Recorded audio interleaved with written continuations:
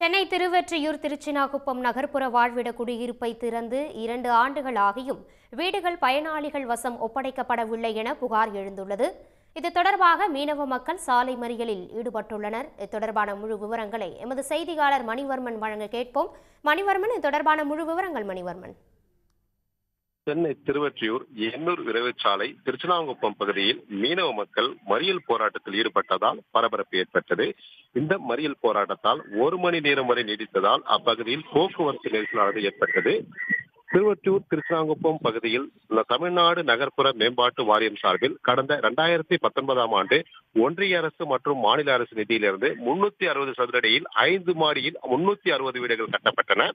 இந்த வீடுகள் கட்டி முடிக்கப்பட்டு கடந்த ஆண்டு தமிழக முதலமைச்சர் பயனாளிகளுக்காக காணொலி காட்சி மூலம் திறந்து வைத்தார்.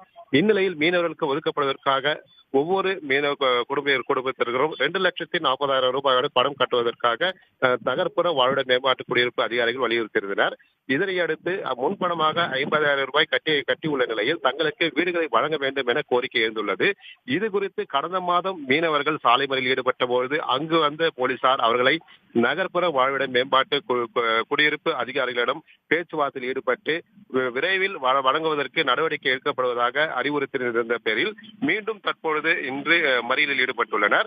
தங்களுக்கு வீடுகளை வழங்க வேண்டும், வாடகை வீட்டில் இருப்பதாகவும் வாடகை கொடுக்க முடியாத நிலையில் இருப்பதாக தங்களுக்கு ஒடுக்கப்பட்ட வீடுகளை தற்போது வழங்க வேண்டும் என்று கோரிக்கையாக முன்வைத்து இவர்கள் மறியல் போராட்டத்தில் ஈடுபட்டனர்.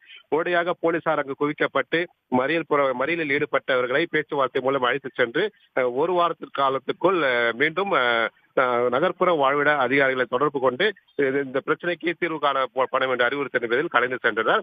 இதனிடையே அதிமுக தவேக கட்சியை சேர்ந்தவர் அங்கு மறியல் போராட்டத்தை கைவிடக் கூடாது என்பதற்காக மோதலில் ஈடுபட்டனர். இதனால் அங்கு சிறிது நேரம் பரபரப்பு ஏற்பட்டது. இதனையடுத்து போலீசார் அவர்களை கடந்து செல்ல வலியுறுத்திய தற்பொழுது மறியலானது கைவிடப்பட்டுள்ளது. விரிவான தகவல்களுக்கு நன்றி மணிவர்மன். உடனுக்குடன் செய்திகளை தெரிந்து கொள்ள சன் நியூஸ் பெல் ஐகானை கிளிக் பண்ணுங்க.